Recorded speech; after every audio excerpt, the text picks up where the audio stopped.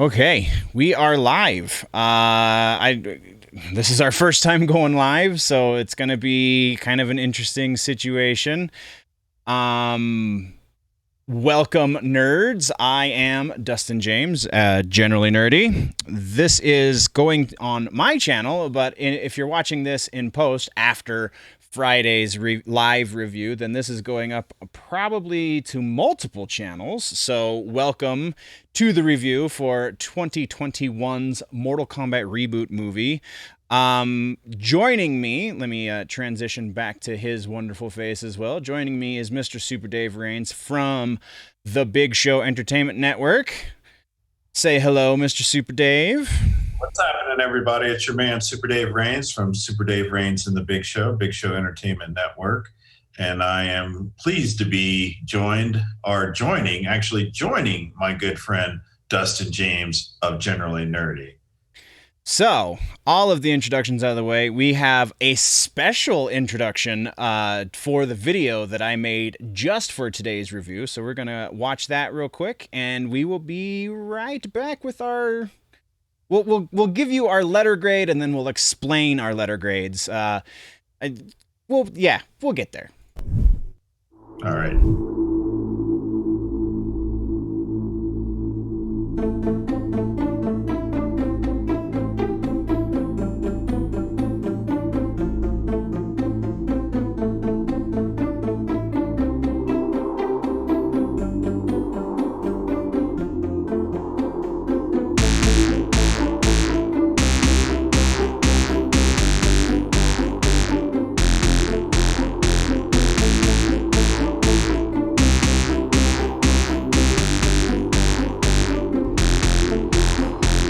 Finish him.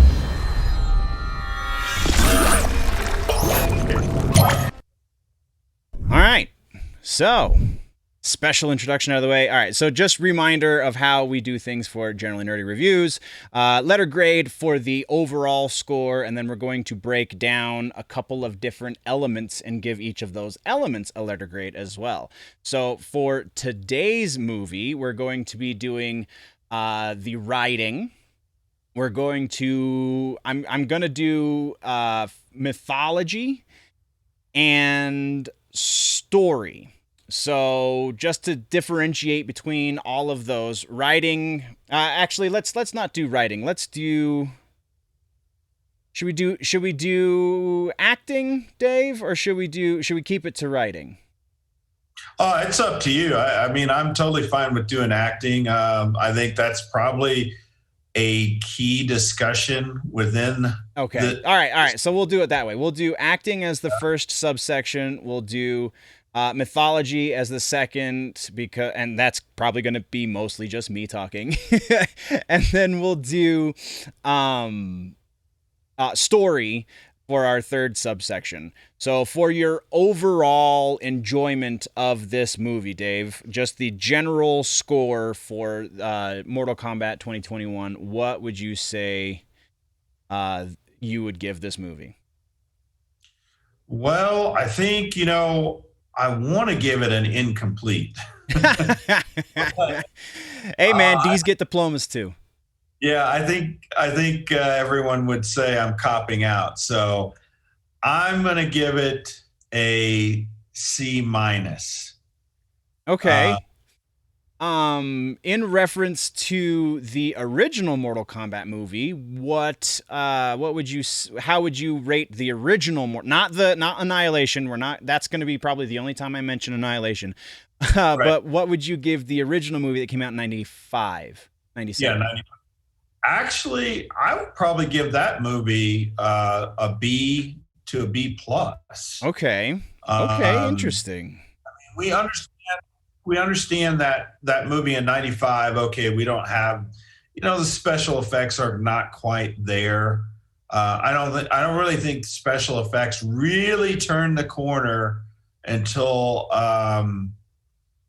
what was it? A movie by what's his name that does a movie every 7 years. He did Titanic. Oh, James Cameron. What was the kind of sci-fi movie he did? Are you talking about Avatar? Avatar. Okay, Yeah. so just for frame of reference, when Mortal Kombat, I'm gonna verify that it came out that year because I I think think it I might is be off. 95. I think you're absolutely right. Other media films, yeah, 95. Okay, so Yeah.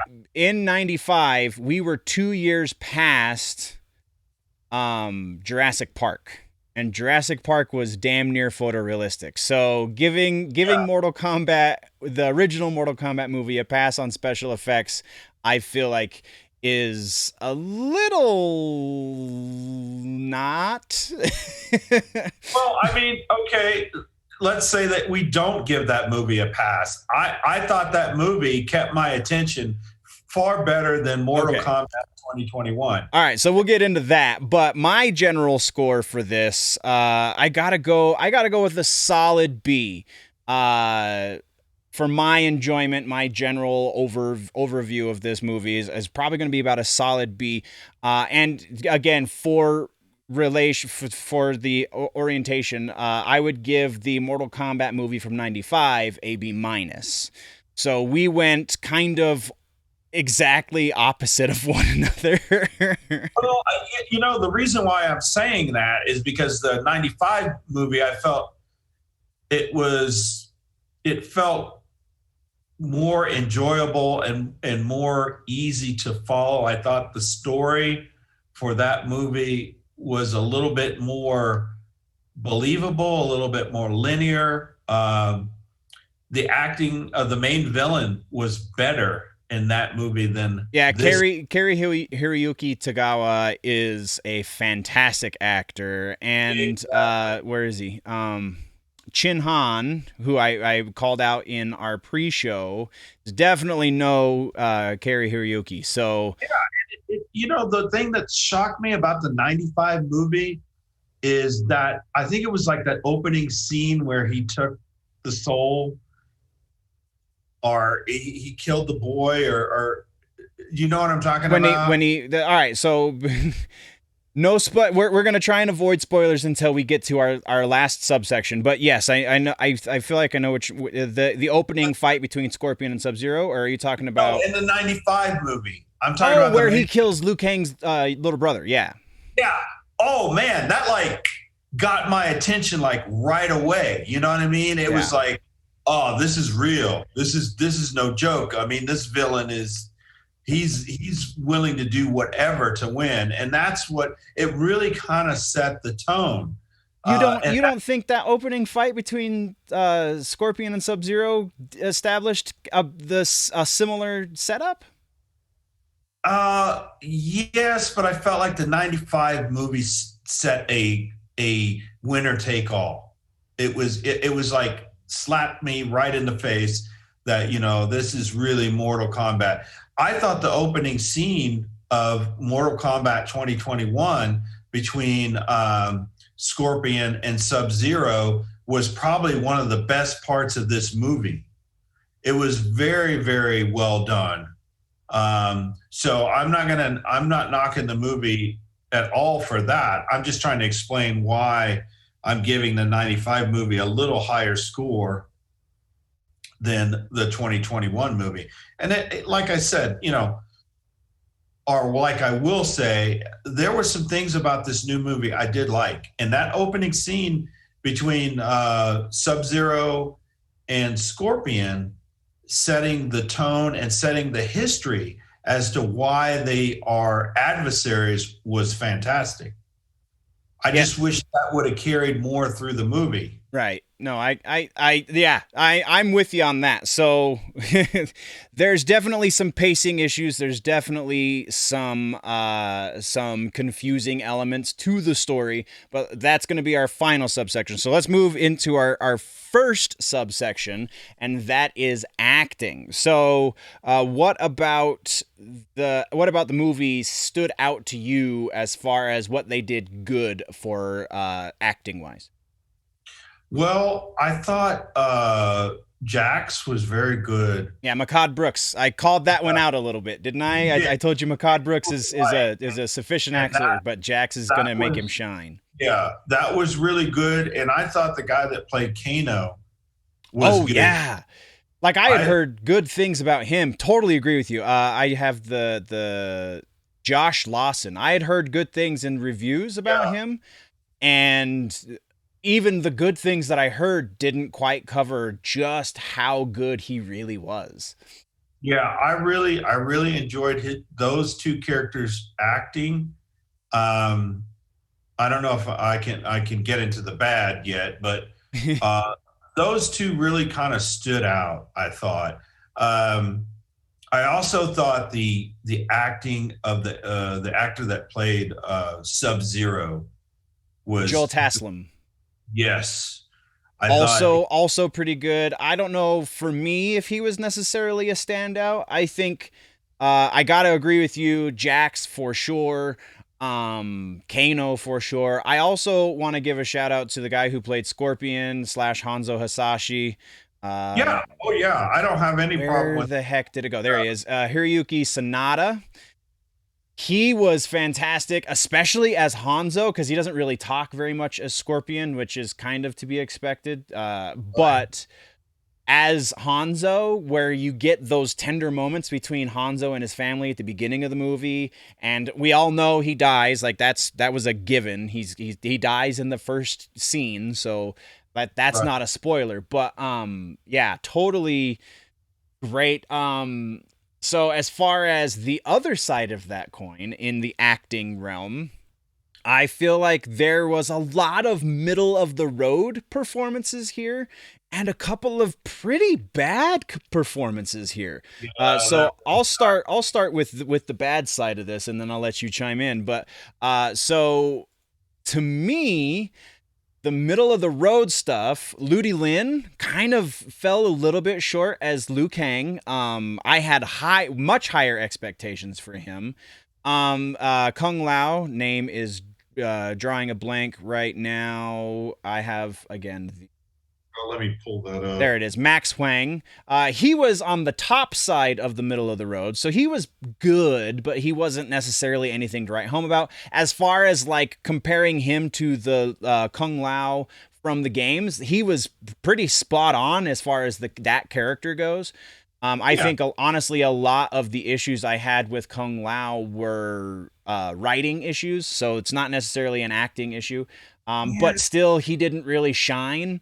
But on the bad side, oh man. So Raiden, the Raiden is you're not supposed to hate Raiden. Like sometimes he's a jerk, but you don't hate him necessarily until he becomes bad Raiden, at which point like yeah, shit happens. But where is the actor's name? I'm not seeing it. He's not on my list. Yeah. What the heck? The voice of Goro. Find it real quick. Yes, please. So Raiden, and then the other one was Chin Han as Shang Tsung. Oof. Todd, Say what? Todd, I don't know. I don't want to butcher it, but Tadanobu Asano. Oh, there he is. Yeah, yeah. Todanobu Asano. There you go. Yeah. Todanobu Asano as Raiden.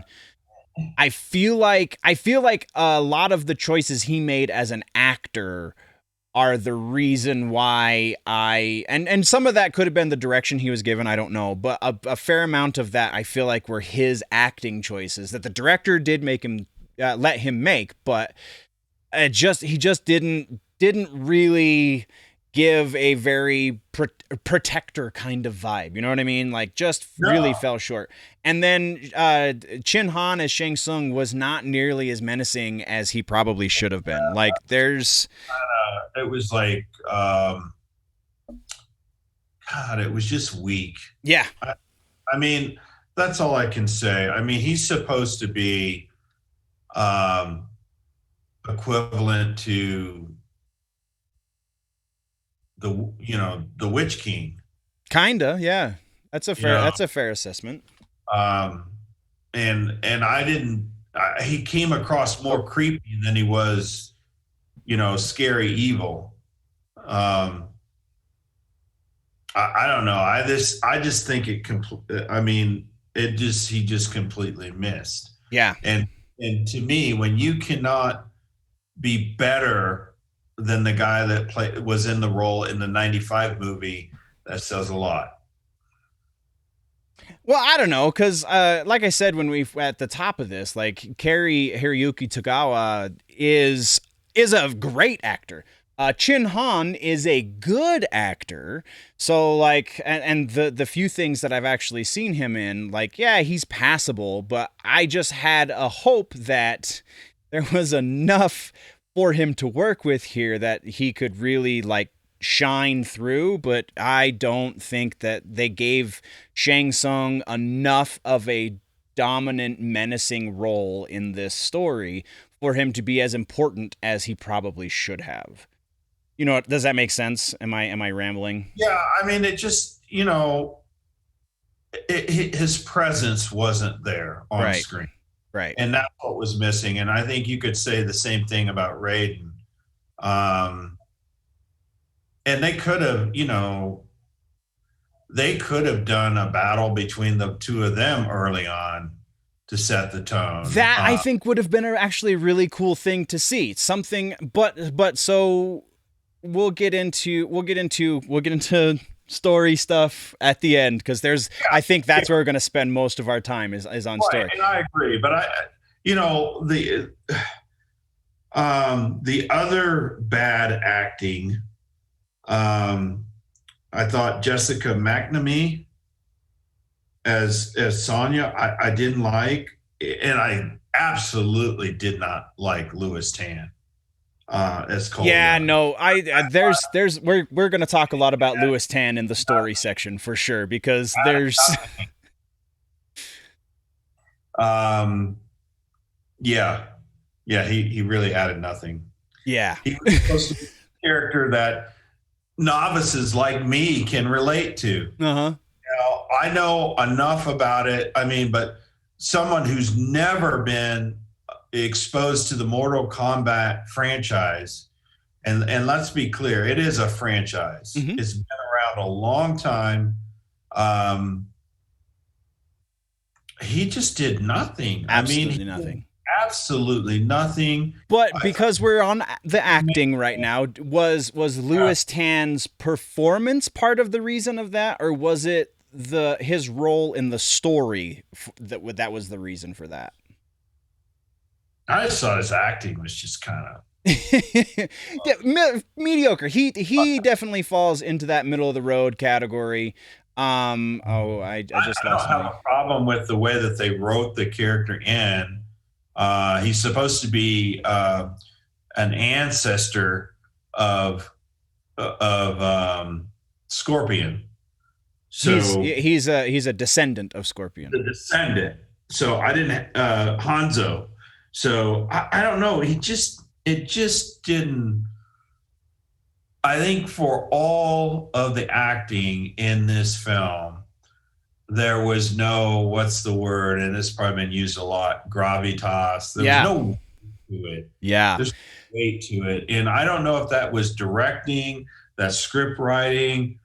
I'm not sure where the disconnect happened here. But I have some theories, but we'll get to that at the end of the video. But so I'll let you carry on. Another call out that I got to make for the bottom end of this acting scale is Sissy Stringer as Melina.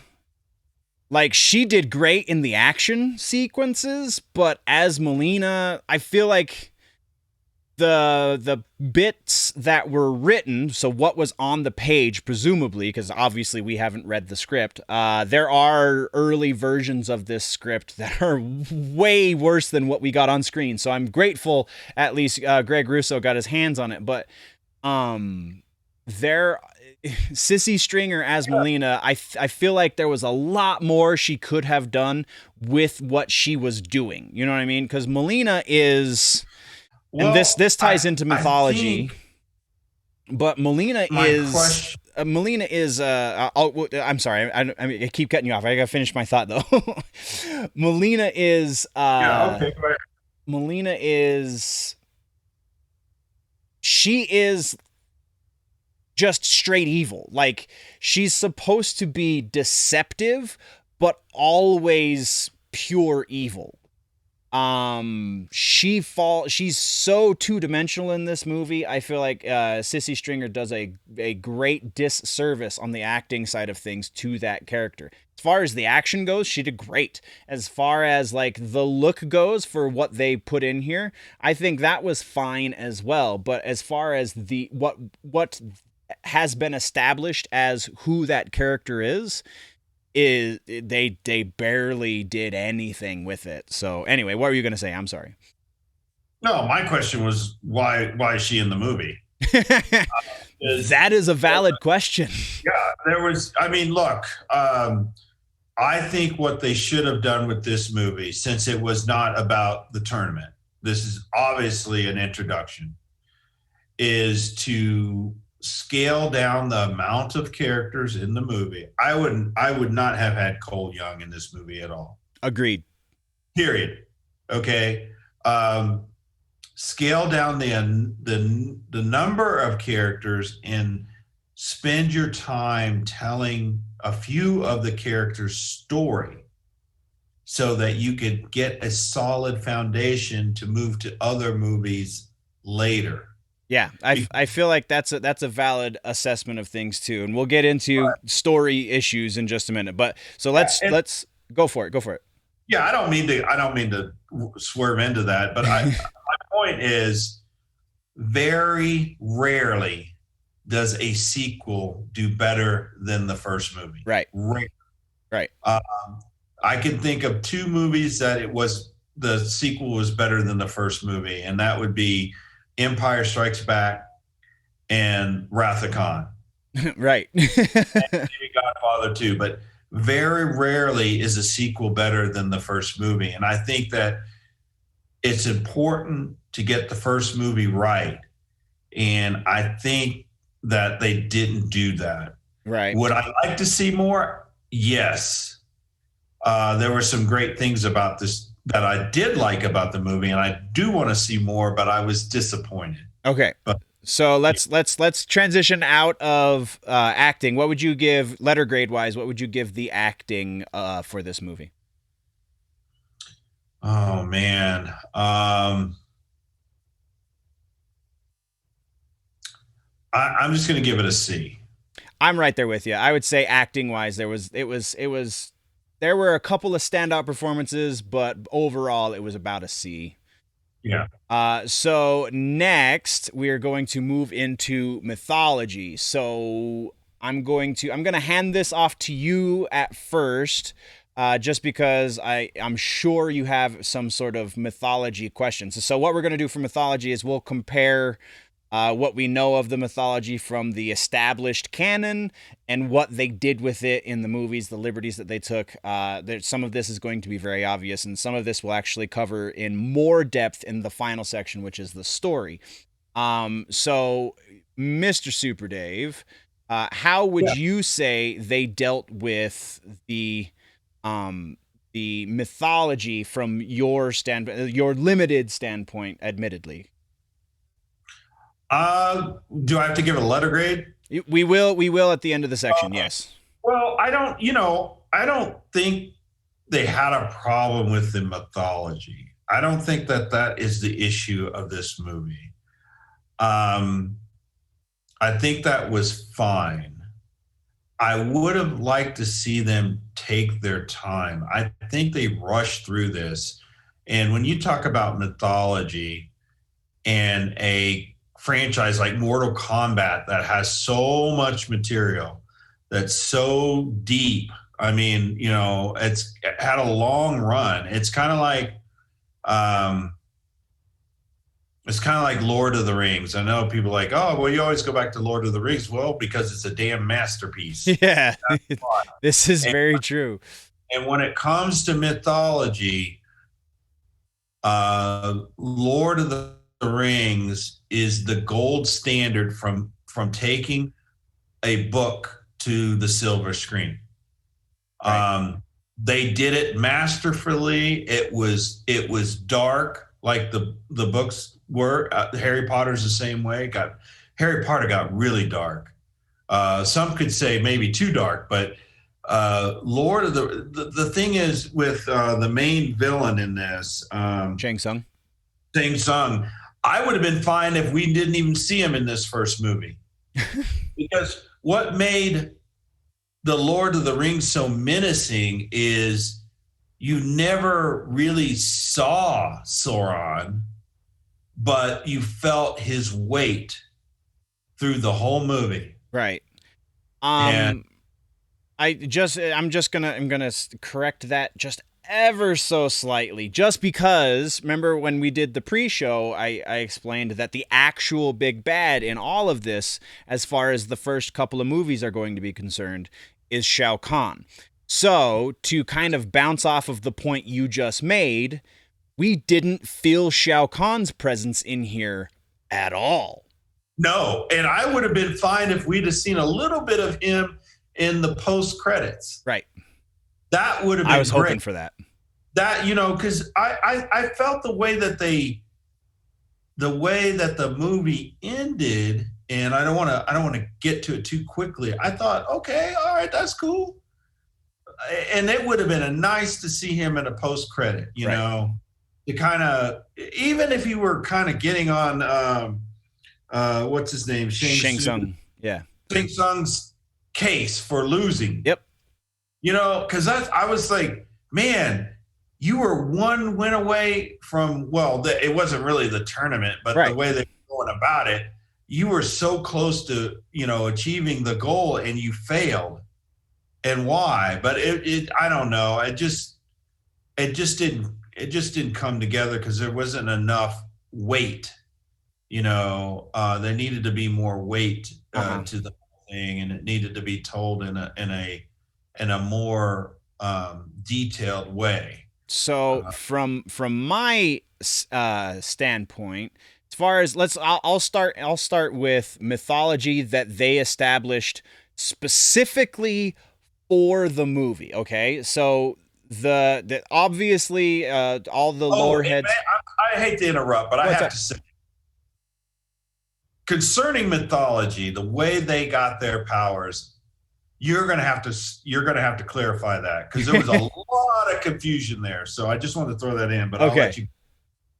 Okay. All right. So mythology created specifically for the movie. I'm going to cover this in two different angles. So the mythology, the lore heads from the video games, we have all kind of acquiesced to the idea that this is going to be its own version of the lore, right? So any comparisons I make to the video games are just because this is what has been established since 1990 freaking 3. and so there are going to be some variances. We already know this because Cole Young exists, because Naitara is in the first movie, which is taking place before the tournament, so on and so forth. So as far as my first angle that we're going to attach mythology in is mythology established by this movie, I feel like was a little slim pickings, but they did a pretty good job with keeping true to their own mythology. So as far as who these characters are, like the weight that these characters give to the story exists. They kind of only pay lip service to it, but that's a story element. We'll get there. But they do kind of explain, well, I'm Liu Kang and I've been training for my whole life to do this. I was found as an orphan child and they brought me here, and I've been training with Raiden ever since. Kung Lao was born into the White Lotus Society. I don't think I actually mentioned White Lotus, but they did say Shaolin. Yeah. So Kung Lao was born into it, so he's also been training even longer than Liu Kang. I did kind of enjoy the fact that they made them cousins, or they at least call each other cousin because of their relation in training. Whether or not there's any blood relation, I think has been something that the fans have misconstrued, because they heard that they were going to be referring to each other as cousin. They're like, well, in the game lore, they're not actually cousins. Rest assured, lore heads, definitely there's no evidence that they are necessarily blood relatives. They're just descendants of the same ancestor, and therefore, through those elements, they're cousins. I feel like they didn't do enough to establish the tournament. They did, again, pay a lot of lip service to the tournament, but there was no there was and I don't necessarily like it when movies give you just one info dump, just one big Yeah. piece of exposition where it's all of the sudden, oh, and now you know everything. That's not usually done very well. But when you don't have any info dump, it kind of messes with the lore you're trying to build. So I feel like they did themselves a bit of a disservice by not having at least a couple of larger info dumps. Maybe not one to do.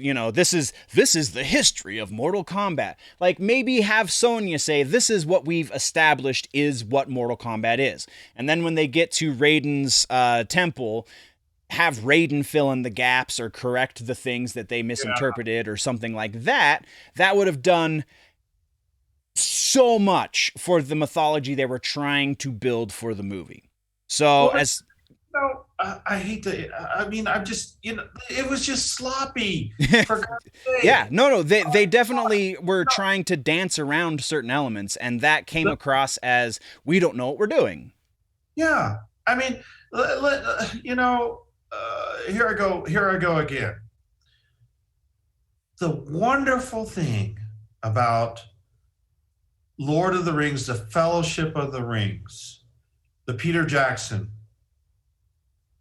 Lord of the Rings, is at the beginning of that movie, and they had a chance to do that. I don't have a problem with what they did at the beginning of this movie because think it was one of the strong points in the movie.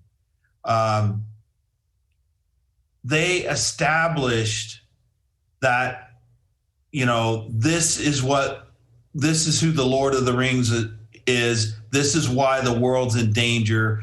They give you the history, and I thought that Greg Russo and the writing team should have taken time to go back, because you went back to what was it, 1670 something or whatever, For the intro with Scorpion and Sub Zero, something like that. yeah, Yeah. that's great. Why can't you go back and talk about, because how did they never did explain, how did Sonya figure out, oh, it's Mortal Kombat? Right, that's what I'm saying. If we had gotten more about what Sonya had learned before we just jumped right into that scene with the reptilian. All right, so while we're here too, before I move past this, um, Yeah, and I don't know. Can we talk spoilers here? yeah, all right. So that's what I was gonna say. So I want to hit one point, and then we're gonna move into spoiler territory because mythology is kind of a good transition point. So the one point I wanted to hit before we do that is Reptile, as we know him, Reptile the character, Reptile the combatant in the tournament, is not in this movie. There is what I am presuming how they're going to represent Zaterrans, because that's the race from which Reptile comes from. The character that Kano kills, that we know he kills from the trailer, that creature is apparently a Zaterran, but it is not Reptile as we know it. Shang Tsung refers to him, there's a second word that he uses that I can't remember. It starts with an S, but the first word he refers to him as the reptilian, and then he Yeah. uses some other word that I would imagine is the character's name, possibly.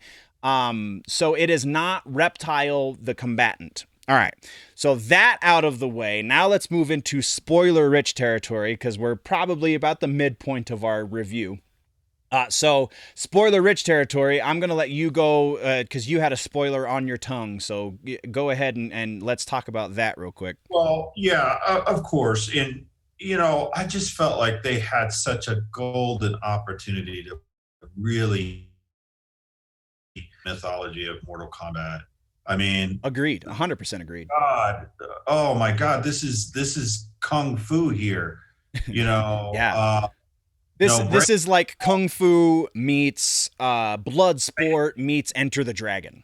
yeah, yeah. Take your time. Yeah, man. Give somebody. People want to know what the history is. All great movies that make that are what do you call it? A show is series, but a trilogy is movie. Right. They give that mythology. They bring that home, and I think they missed. Now, the one spoiler I would say, and I'm very disappointed. Um, I'm very disappointed they killed off one of the cousins. Oh, Kung Lao. Oh yeah, that Oh my God, I was so upset absolutely. with that. I mean, I thought that was just stupid. I mean, come on, really? I mean, this guy he's supposed to be one badass dude. Yeah. I And mean, yeah, and they that's a great mythology point to make. That is a fantastic mythology point to make. yeah, From the established mythology that is specific to the movie versus the mythology from the video games that yeah, again they've created since 1993. Kung Lao is an epic character. Even if absolutely. he's not the epic character, even if he's never been the champion of the tournament, even if he's always kind of sort of played second fiddle to Liu Kang, he is still a badass. He is a Yeah, big absolutely. deal. And He's a they killed him. In this mythology, in this movie, they create him, honorary. they place him on this pedestal, and they're like, this is a character who is going to train the other half of our cast who doesn't know what's going on, and then halfway through the movie he's dead. That's stupid. It showed such a great imbalance. Yeah. Like, you're going to tell me that one of the greatest characters in the history of the mythology, you're going to kill him off so easy. Yet this Cole Young can beat Yeah. what's his it's Can beat Goro. yeah, give me a break. Goro's the reason why you told me the reason why Uh-huh. they won 9 straight tournaments. Yep. That was just absolute stupidity. So Sorry. I don't know. go. Oh, I'm sorry. I don't know what's wrong with Warner Brothers. I thought AT&T coming in, taking over would fix stupidity like this. Um, but obviously, this one slipped through the cracks.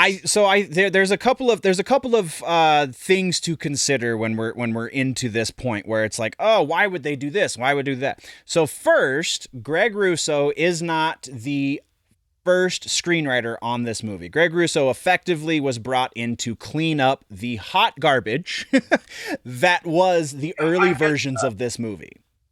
But this guy, he was like one of the characters I really gravitated Right, no, to. absolutely. No, so what I think, I have a theory about this. I think that there are a couple of things in this movie that exist in this movie because Warner Brothers said, we need you to do X, and then we need you to do Y, and then we need Z to be an element throughout. So a couple of these things are Cole Young's existence, because I don't believe that Greg Russo, who is very knowledgeable about Mortal Kombat from what the things that he's been saying on his Twitter feed, I don't believe that Greg Russo would have deemed it necessary for Cole Young to exist, especially considering what he has done with this character in the mythology that they've established for this movie. I also don't believe that Greg Russo would have killed Kung Lao when he did. Now, Kung Lao does die in the video game mythology at one point. The other thing we need to consider, and then I'll get to the other points about what I think Warner Brothers was like, all right, this needs to happen, this needs to happen. In the world of Mortal Kombat, nobody's ever 100% dead. Ever. Because the realms are a thing, and because the Nether Realm is effectively where you go when you die, especially if you're a bad guy, but usually that's viewed as the realm of the dead. Everyone who dies in this first movie is effectively still in existence, just in a different realm. So there is possibility for anybody to return. The other thing that I think they shot themselves in the foot with the death of Kung Lao is they came out before the movie released. Well, technically before the movie released in the States, because it's been out since the 8th in most of the rest of the world. But before the movie came out in the States, before the largest audience for this movie got to see it, Ludi Lin and Max Huang have been talking about wanting to do a Shaolin Monks movie. Shaolin Monks is a spin-off game that's centered on the story of Liu Kang and Kung Lao. Yeah. And I think that would be a killer movie, but now, as it stands, either, if that movie were to happen now, either it has to be a prequel or the first half of the movie has to be Liu Kang's journey to the Netherrealm to bring back Kung Lao. Which, if they do that second piece, could be the best way to turn this around. I'm not going to lie. I think that would be a whole lot of fun to see in a movie, but I think that's a lot of work to redeem something that didn't need to happen in this movie. Oh, it's just so disappointing. I mean, to me, when they got to Lord Raiden's temple, Kung Lao was like the main trainer. Yeah. And I'm like, the way they killed him out of this movie just didn't make any sense. No. And like, it looked like that Liu Kang could have saved him. Yeah, that's what I thought too. And I thought they made Liu Kang, his powers too weak. He's supposed to be extremely powerful. And I think this is the imbalance I see. They made the new characters' powers too strong. They need more time to train. I don't know. It just didn't make much sense. And yeah, and this is nothing new for Warner Brothers. The problem with Warner Brothers is they're undisciplined. Warner Brothers allows too many of their executives to put their finger in the damn pie. Yep. Knock it the hell off. Yep. Damn it.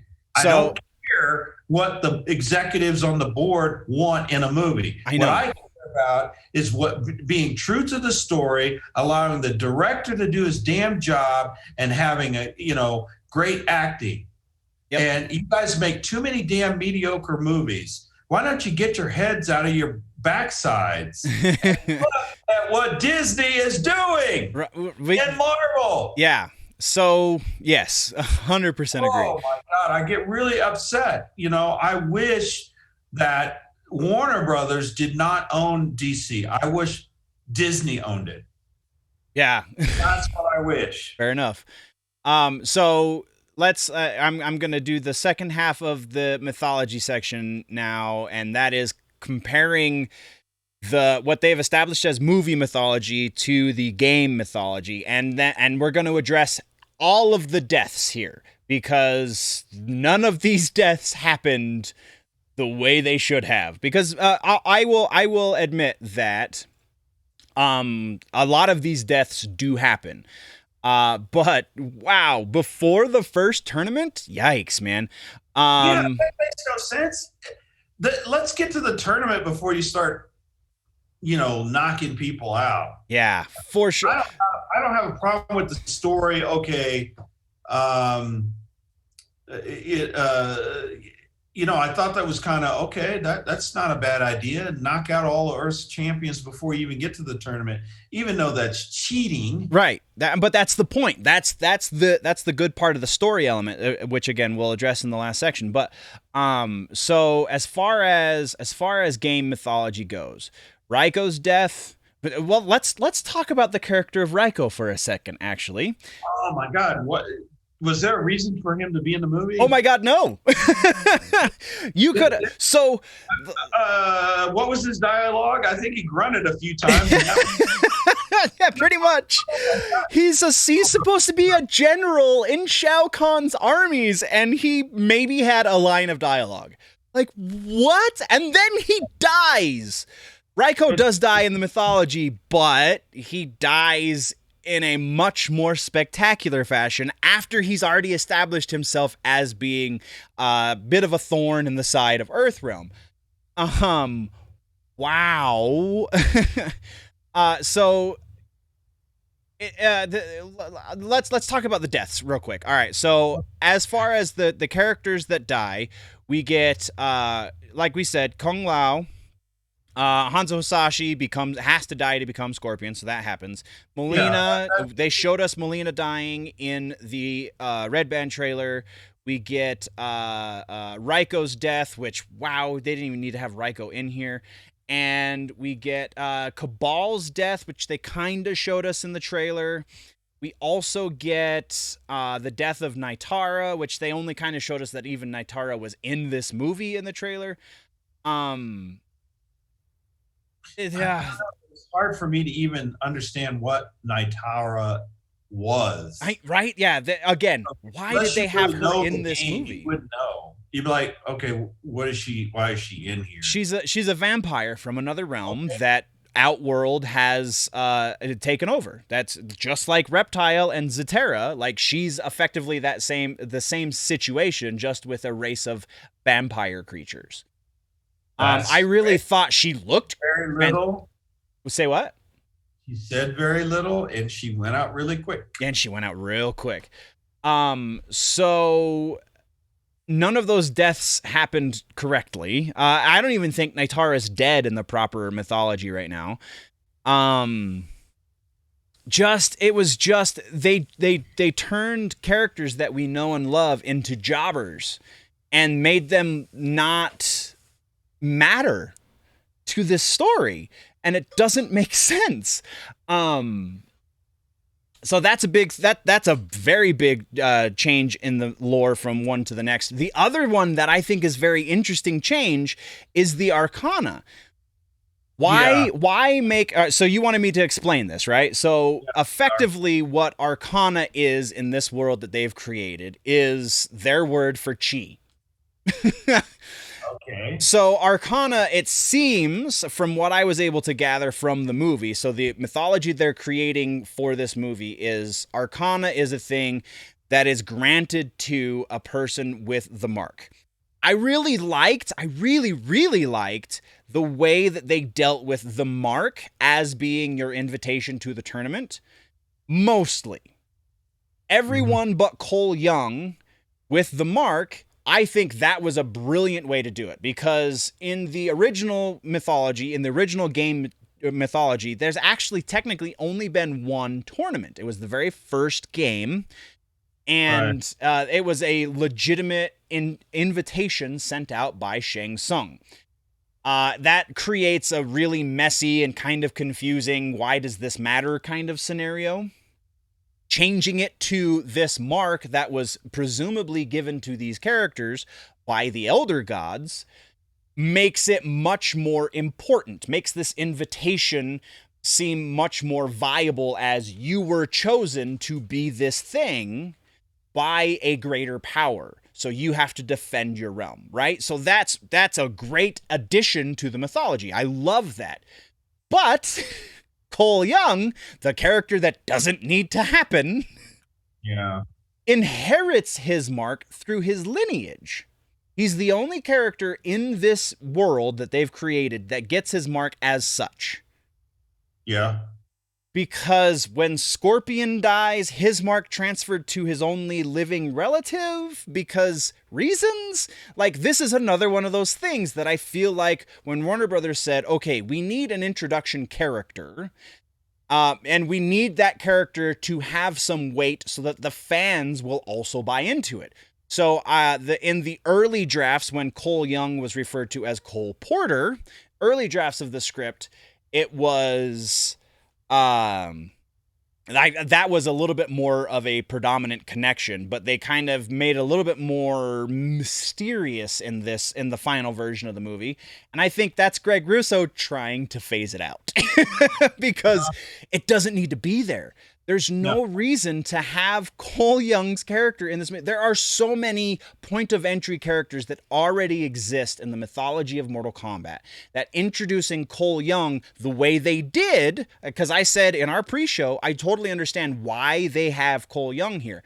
After watching the movie, I take it back. I don't understand why they used Cole Young at all. It was so sloppy. It does nothing for the mythology, the self-contained mythology. It does nothing for, and for the greater mythology, when you tie in the video games, it does even less.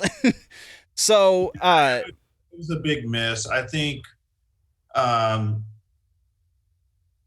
number one, you always take your best shot the first time around, and I think there's a certain character, initials JC, Juliet, Charlie, that should be in this movie. yeah, no, I honestly think they could have done. There's two different scenarios for a more interesting movie. That I've been playing through my head since I watched it the other day. I, by the way, watched the international release because I couldn't wait for the American release. So, Right. you saw 10 minutes more of a movie than I did. Anyway, and I'm going to see this movie probably at least two more times. I'm at least going to see it once in the actual theater.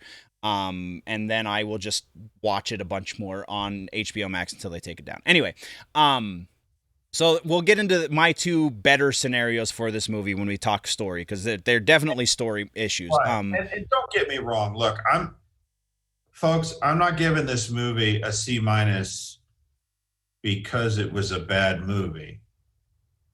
I'm giving it a C minus because they had so much to work with and they and didn't they ignored it.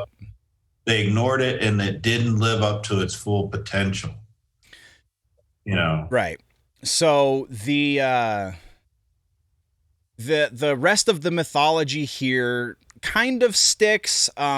Sub-Zero's age is a very strange conundrum, as far as they don't ever explain how Sub-Zero hasn't aged since 16 whatever, when he killed Scorpion. They How old now? right, like is it Shang Tsung's magic that's doing? They could have fixed that with a line of dialogue. Just Right. like they could have fixed a lot of these issues with a line of dialogue. So, all of that being said, we'll get to the. In the first place. You say what? They could have answered the question of how Sub-Zero got his powers in the first place. Right.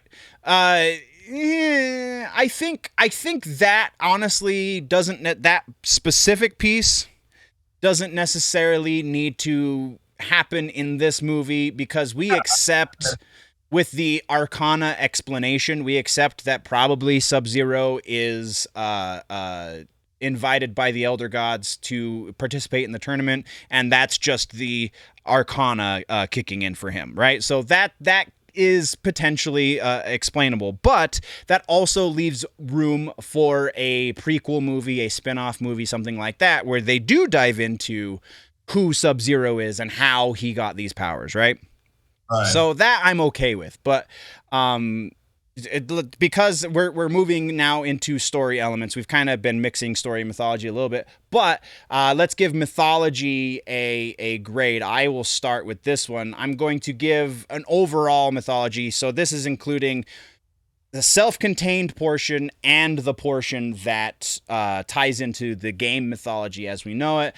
Honestly, mythology, it was really middle of the road. This one's probably a C plus for me on mythology. Well, I mean, I don't know it as well as you know it. If you say it's a C plus, I'll go along with the C plus. I think the reason why I'm disappointed is because there's so much great mythology here and they did not use it. They do allude to some of it, which is why it's a high C and not just a C straight up. Right. But yeah. And that's why it's so important for a movie like this, when you're trying to establish a new trilogy, or you want to make a series of movie. Now the execs up there, they're thinking, well, we just want to make money. Well, I'm going to say it again. You guys are idiots, because if you just make a good damn movie, you'll make money. Yep. I don't know what, I don't know if it's egos or just plain out stupidity. I'm going to say it's a little of both, but a lot of stupidity. You know, the great thing about Harry Potter, it was so good that kids were lining up at the bookstore at freaking midnight to get their hands on the next book. They were lining up at the movie theaters to get in to see Yep. each movie. Yep. And each movie got better and better, but what they did is they took their time because they knew they were going to make what 6, 7 movies. So Right. they just kind of just we're going to make it. We're going to take our time. We're going to tell the story. And even with that, there's the reason I had to go back and read the books is because there was so much depth there. I had to get it filled in. Right. So that's my reason for knocking the mythology. So I'll let you go forward. All right, so now this is the part where I think we're going to spend the most time, and that's story, because there are some of these elements that work pretty well, but there are a fair amount of them that really don't make sense. So one of the things that I think happened, again, going back to the executives putting their fingers in the pie, like to use your analogy, I think that they didn't do enough reshoots. Actually, the A part of this would be they didn't do enough rewrites. They didn't let Russo change enough of the script. And B, they also did not reshoot enough, because I feel like some of this, like you can hear a couple of sections where it's really bad ADR, where it was specifically there's a Sonia talking at the beginning of her portion with Cole, you know what I'm saying, where Cole goes to find her and she attacks him, and then she explains the very little bit that she does explain about the Mortal Kombat tournament to him. There's a couple of spots in there where it was very obvious ADR that they very obviously did in post that could have been rewritten better. And then there's a couple of bits where I feel like they did some pickup, some reshoot stuff that wasn't enough on the reshoot side of things. So as far as like the story goes, though, I'm gonna walk through a couple of my two better scenarios, right? So the first better scenario is we take Cole. Both scenarios are going to require us to remove Cole Young from the picture entirely, because the idea, while is genuine and is a good idea in theory, was not pulled off at all effectively. So what we do is we do like we see in the Mortal Kombat Legacy series, going back a few more years. Mortal Kombat Legacy is a digital web series that happened on YouTube. I'm trying to look for the director, creator of it is Kevin Tancharian. I'm not pronouncing his last name correctly. Tankar. I apologize. Anyway, the Mortal Kombat Legacy series was also a retelling of the Mortal Kombat story in live action. It got 2 seasons. It was phenomenal. Go watch it. But what they did there was their introduction character to this series was Liu Kang, much like we got in the original movies. Only they kind of went a little bit darker with Liu Kang. They went. He was a bit of an alcoholic in the Legacy series, but he was still. Where can you watch the Legacy series? Do what? Where can you watch the Legacy YouTube. series? Okay, thanks. Yeah, Mortal Kombat Legacy is on YouTube. It's also on DVD. Both seasons, I believe, they sell together, because each episode was only like 10 to 15 minutes long. So in the Mortal Kombat Legacy series, our introduction character is Liu Kang, who is a good introduction character, because for the first 3 games, for the first in the up-to-date continuity, the very first game into the second game, Liu Kang is the champion of the tournament. He is the reason the tournament is won, is because he's the one who defeats Shang Tsung. But what they did was they made Liu Kang doubt his abilities. They made Liu Kang doubt if the tournament was even real. And then he's given all of the evidence he needs, which is how they explain to the audience what this tournament is. That makes much, much, much more sense. We do it that way. We still don't necessarily have to bring in Johnny Cage, because I understand, again, and you've made the point in our review tonight, that they have too many characters already. So if you want to give Johnny Cage the weight that they're saying they're going to give him if they get to make a second movie, then you use Liu Kang and basically do everything we already did in this movie with Liu Kang. So you've gotten rid of one character right off the bat, right? As far as the villain side of things, keep Shang Tsung, because obviously he's the one that's trying to rig the tournament. I like that element. I think that's a brilliant way to use Shang Tsung. Yeah, I think so. Only the people he's using to enforce this cheating idea make them jobbers who exist in the story. There are races of creatures that exist in Outworld that you can bring. You bring in the Tarkatan, bring in not Baraka himself, because Baraka is the leader of the Tarkatan, but you bring in a couple of Tarkatan warriors because you're coming from Outworld. And they're, as far as we know in the mythology, they're the only original race of beings, aside from the partial dragon people, which Shao Kahn comes from. But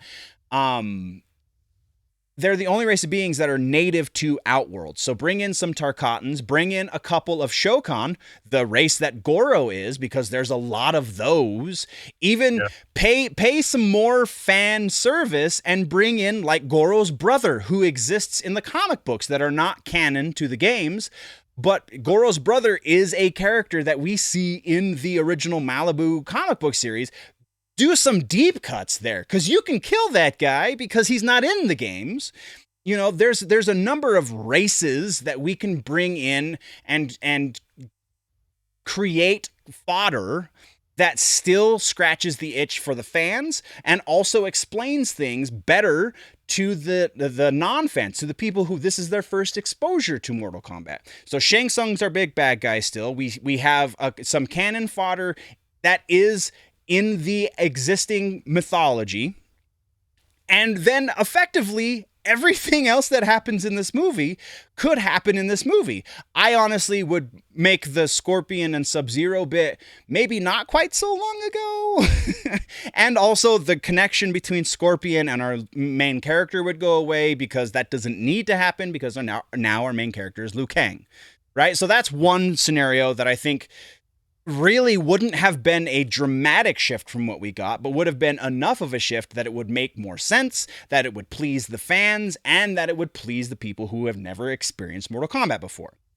The other idea I had is Johnny Cage is our introduction character to this franchise. Johnny Cage learns about the tournament, therefore we learn about the tournament through the mark, because again, I think the mark is brilliant. I think that mark is it should become canon in the game. It's so brilliant.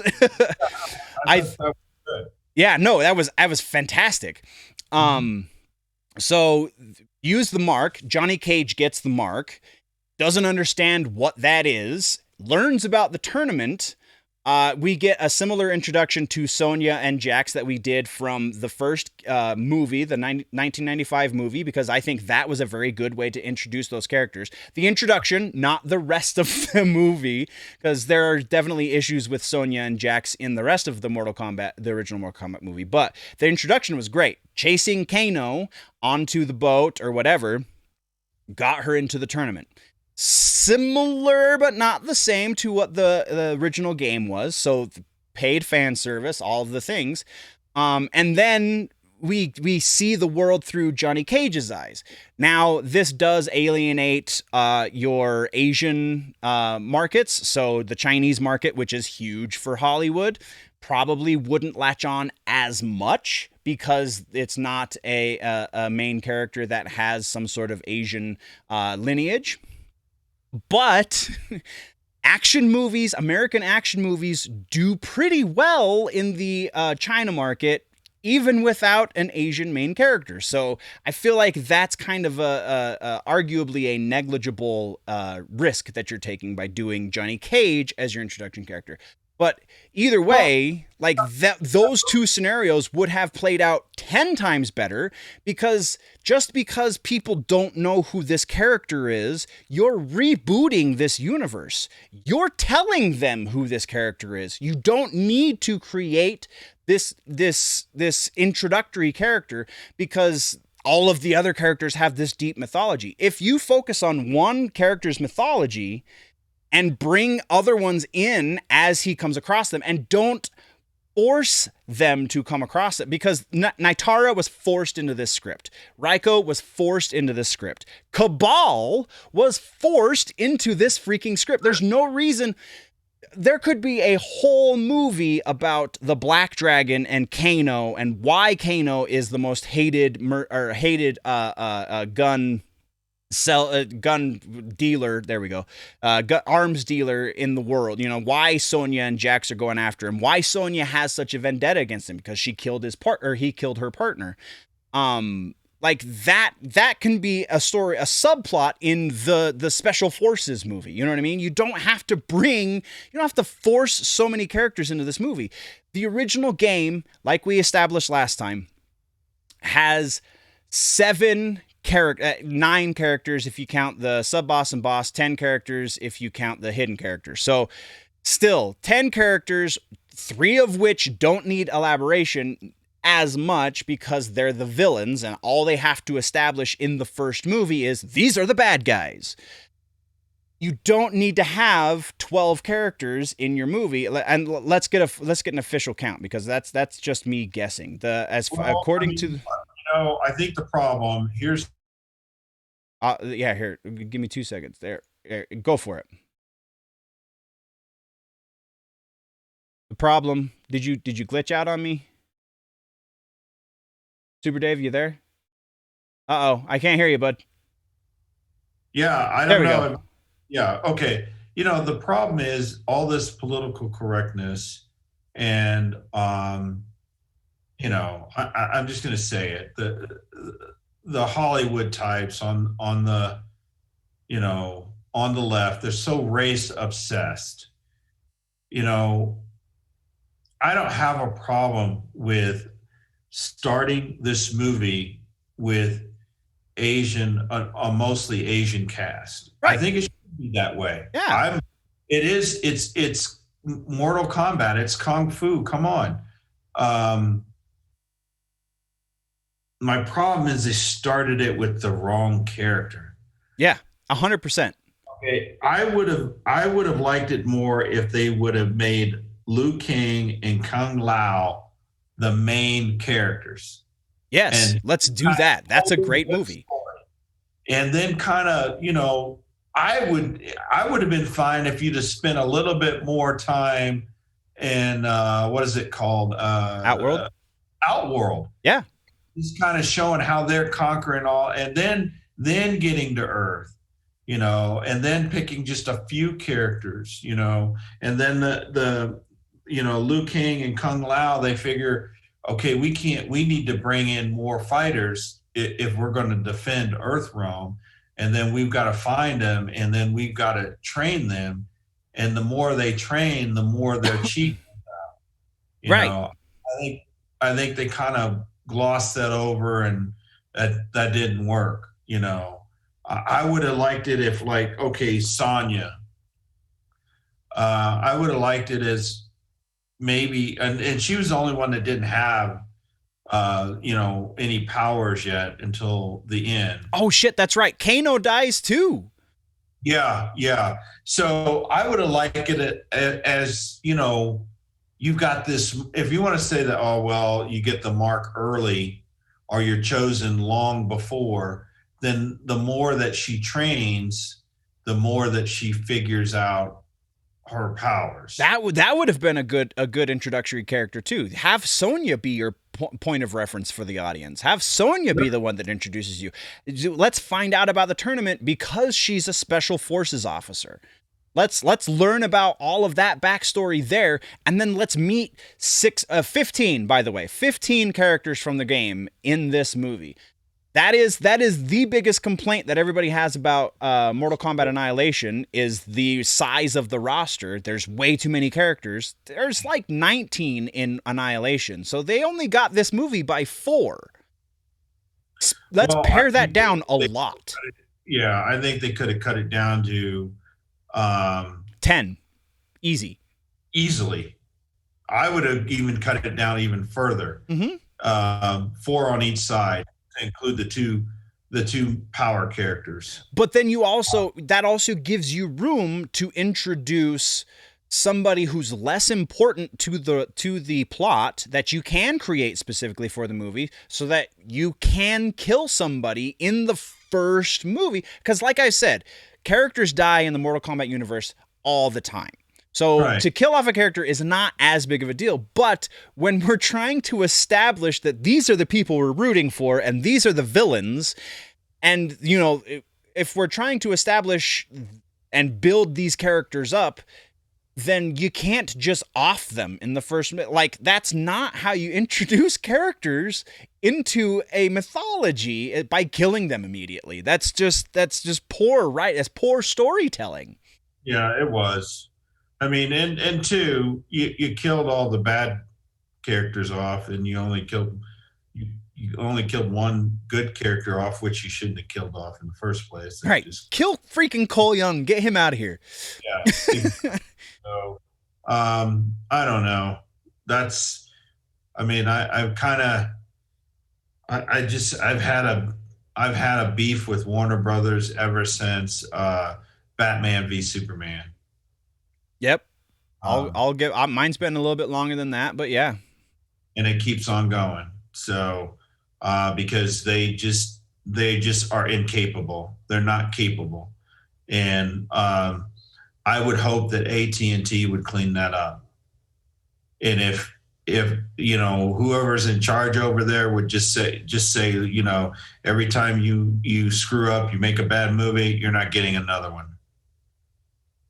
You know. But then how do you decide where that blame lies? Because I think, again, Russo is, as far as we know, Russo is the 3rd primary screenwriter for this movie. So he had to come in and clean up effectively 2 other people's work in order to make this a coherent movie that would not only bring in new fans, but would please the existing fans. And I feel like it was not enough in either of those. Yeah, I feel like you and I could write a better script.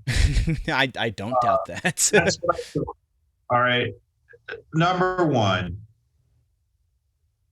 Disney and Marvel, get it right. You can't tell me that a studio as big as Warner Brothers can't field a winning team. That's like saying, let's say that Disney is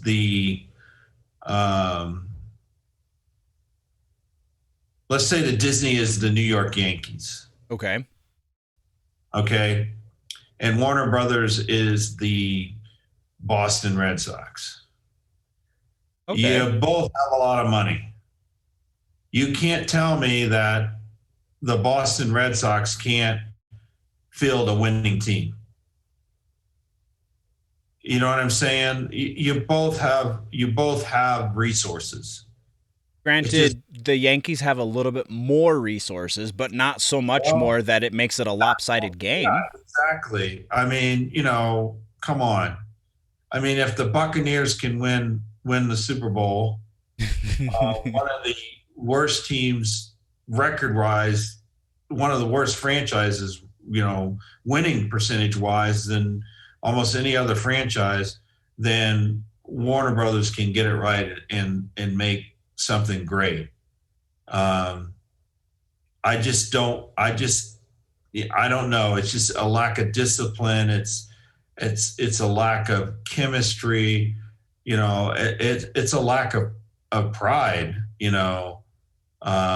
on their part, I think. And when you get people in those positions and all they care about is what my paycheck is, and they don't care about the product. I think you have to incentivize it to where, okay, now we're going to incentivize it. Movie does this, makes this kind of money, then you'll get this, and so on to the next tier. So all right. So then are you saying that the producers are more to blame? Because by all accounts, Greg Russo, screenwriter, and Simon McCoy, the Well, director, I mean, poured their heart into this. Like, they legitimately believe in this movie. Simon McCoy has done a number of interviews very recently about how much he loves the final product of this movie. Granted, it doesn't sound like he's the biggest lore hound. He's not exactly a big fan of the games, which, again, he's of a certain age, so I don't necessarily hold that against him. But he definitely was trying to make a great movie. I think a lot of the issues definitely come from uh, studio interference and producers saying we have to do X, Y, and Z, and X, Y, and Z has to be a part of the movie, or you don't get to make it. You know what I'm saying? well, I mean, I know people got to work, people got to make money, they got to eat. I get that. But if you're going to compromise your creative integrity, then what's the point? At some point you have to say, you know what? No, I'm walking away. I'm sorry. I'm Right. not. I'm not going to be involved with that. That Right. doesn't look like my standards. Period. Right. I can see that. But the executives at Warner Brother are just despicable. Yeah. They're really are. And I listen to Grace Randolph. I don't know, Grace. I don't know if they're paying you or what the deal Did is. she like this movie? She was a lot more easy on it than I was. I mean, she gave the good and the bad, but I was gonna say, if you were to guess at if she were to give this movie an overall letter grade, what do you think she would have given it? well, I mean, she excused it by saying, "Oh, this is a great popcorn movie. I really enjoyed it." Ah, And I'm saying, have you seen the cost of popcorn at the movie theater? I don't see that. I don't get that. right. But hey, I thought Jeremy Johns got it about right, and I have not seen Chris Stuckman. What was Wait, John's review? he's like, you're better off watching this if you're a little drunk. Uh, I'm like, I okay. feel like that's a little harsh, but not uncalled for. I just think that look, I just expected so much from this movie, and it just didn't deliver in the way that I thought it should have. Right. And you know, the reason why I say that, and the reason why I understand, because I used to say, well, Indiana Jones 4 wasn't that bad, but now I really understand it. Why people hated that movie, because it did not live up Because it's to. not on the same level as the originals. Yeah, Yep. it's not on the same level. And I think the second movie I didn't like at all. What was that? Kingdom of the Crystal Skull. That was the fourth movie. Okay, now what was the second one? Second one, I'll pull it up because Raiders of the Lost Ark. yeah, And then, I think you might be right because it was. Here, I'll pull it up on the wiki. Indiana Jones, but the reason Raiders, Temple of Doom, and Last Crusade in that I order. didn't like Temple of Doom. I didn't care for that. Maybe it was because Spielberg had his girlfriend, wife, or something in it, and all she did was run around and scream the whole damn movie, and it really got on my nerves. And it wasn't. The problem with that movie is it wasn't bad, but it wasn't serious like Raiders of the Lost Ark. Right. Then they came back with what was it, The Last Crusade? Yep. Fantastic. It was great. Probably a little bit better than Raiders. Huh. Very close. Yeah, to, I guess that's I've heard that from Indiana Jones fans that yeah. but that movie was great. But the reason why people didn't like 4 is because it didn't live up to the first 3, Right. even though I didn't like the second one. um and I think it's because of the actress they had in it. It just kind of, it didn't work. Not the way that uh Ravenwood worked in the first movie. um Not Ravenwood, was it? Yeah, Ravenwood's daughter, Indiana Jones' love interest in the Oh first yeah. movie. Okay, I know what you're talking about. She worked. That worked. You know, um, but yeah, I just feel that way. It just the movie wasn't bad. It just didn't deliver like I was expecting. Right. I can't say that I disagree. I just feel like I enjoyed myself a little bit more than you did, which is why my overall score was a little bit higher than yours. Um, Other story issues, I feel like we basically have covered all of my main like gripes about the story because like honestly, there weren't many issues as far as just the volume of issues goes, but the issues it has were enough that it's not as good as I wanted it to be, not by a long shot. I do still believe that this is a better movie overall than the 95 movie. Um Well, but the special effects were fantastic. Oh man, yeah. I really liked what they did with the reptilian, the way they represent the invisibility Yeah. capabilities that race of creatures has. I think that was really cool. Yeah, but as far as like overall story, let's get to the grade for this section. Overall story wise, and I don't think this is Greg Russo's fault. I think he was dealt a really mediocre hand to begin with. And I think Simon McCoy probably had something to do with the end result not turning out the way we wanted it to as well. But overall story, this is where this movie, I feel like, has the most ability to make up. That's probably a very poor choice of words, but like there's the most room to grow. There you go. Let's do that. We'll say it that way. There's the most room to grow in as far as the story is concerned. I gotta give this a C minus. Yeah, I mean, I would probably even go lower, but I'm gonna stick with the C minus. I mean, look, story is the most important thing when you're making a movie. A solid story, a beginning, a middle, and an end, and very, very good acting and directing. Right. I think That's I think I think the acting was definitely lacking. I think McCoy's direction could have been clearer. Like where he wanted this movie to go versus where it was forced to go, I think could have been two very different thing or are two very different things.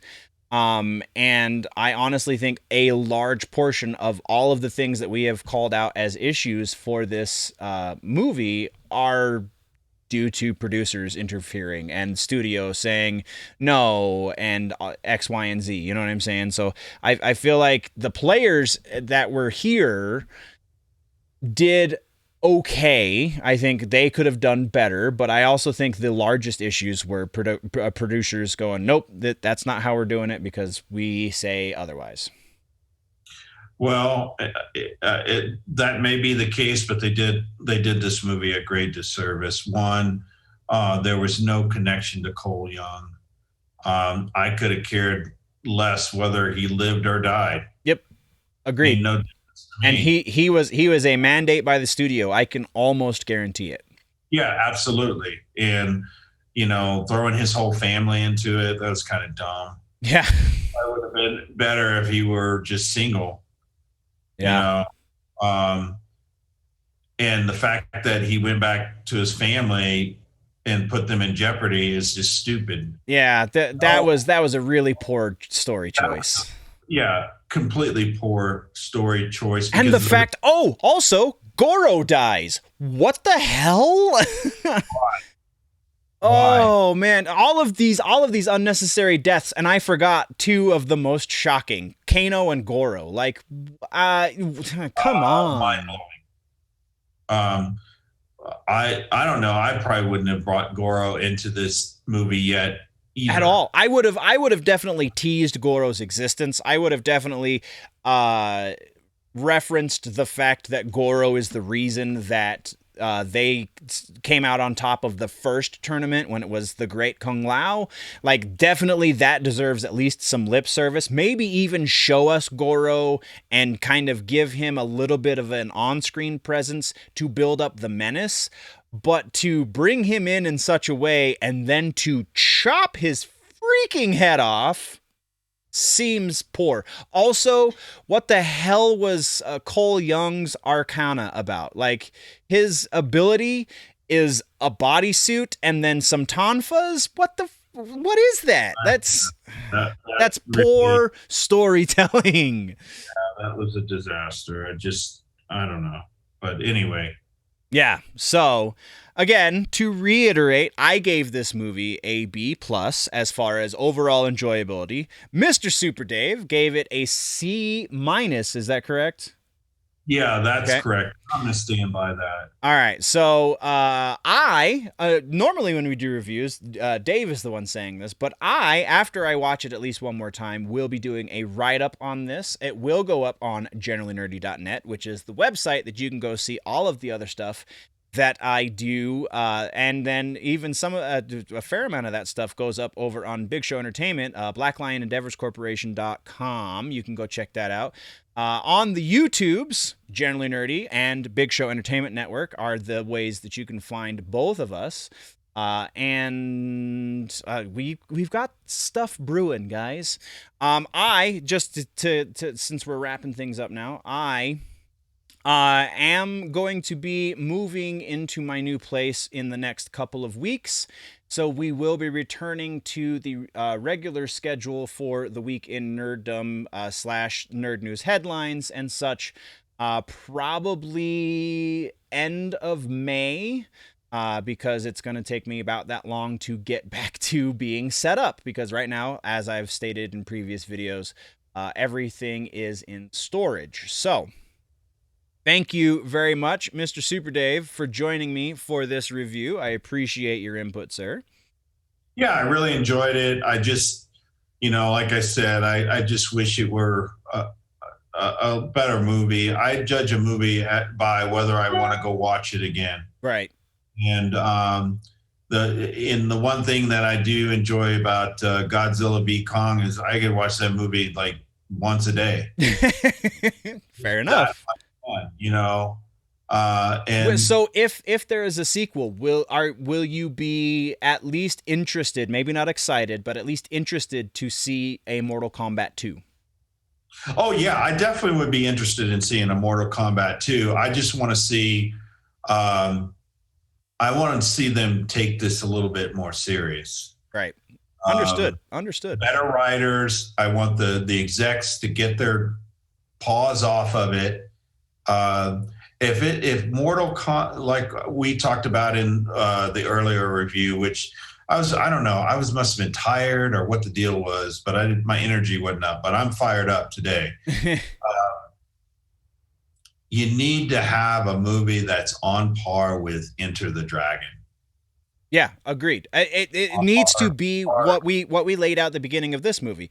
Mortal Kombat in its existence is a combination of kung fu in certain ways, a combination with blood sport and Enter the Dragon. Like, those are the three things that you can latch on to and kind of borrow however liberally you want, borrow from those three stories, and you've got Mortal Kombat, and you've got a great recipe for a good movie. Yeah. Yeah, don't skip out on the story. Take your time telling it. The reason why, and I know people don't I know you don't care for the Snyder cut, and a lot of people do not care for the Zack Snyder. I think Snyder did better than Whedon. I will say that, Yeah, but we've established obviously. I mean, I don't think that was hard to do, but um, you know, the one thing I give him credit for is one, he sat down and he took his time with Justice League, and he laid it out for 4 hours.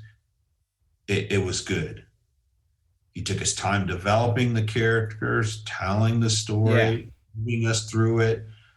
That was really good. Same thing with, I hate to say it, Lord of the Rings, it's a masterpiece. It takes its time moving you through the story, telling you about the characters, telling you why. Not only that, they make Sauron frightening, even though his presence is like, how many times do you see him throughout the 3 movies? Same thing can be said about the Holy Trilogy for Star Wars. Vader in the very first movie has less than 5 minutes of screen time, which creates menace. You don't even see the Emperor. They reference the Emperor, but you don't see the Emperor until the second movie, and even then, it's through a hologram. So yeah, there's definitely playing up the oh, I just brain farted where I was going. Playing up the mystery will definitely add to the menace. Will definitely give your villains more. Your villain is supposed to be mysterious. Yep. And menacing. And that's the reason why Heath Ledger's Joker is so great. You really don't know his history. You know nothing about him. Nothing about him. Yep. But the guy is frightening. Yep.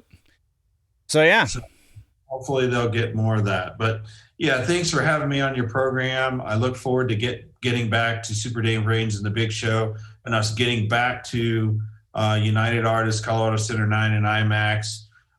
Don't know when they're going to be back open. I suspect probably in May, and we'll start doing those shows again.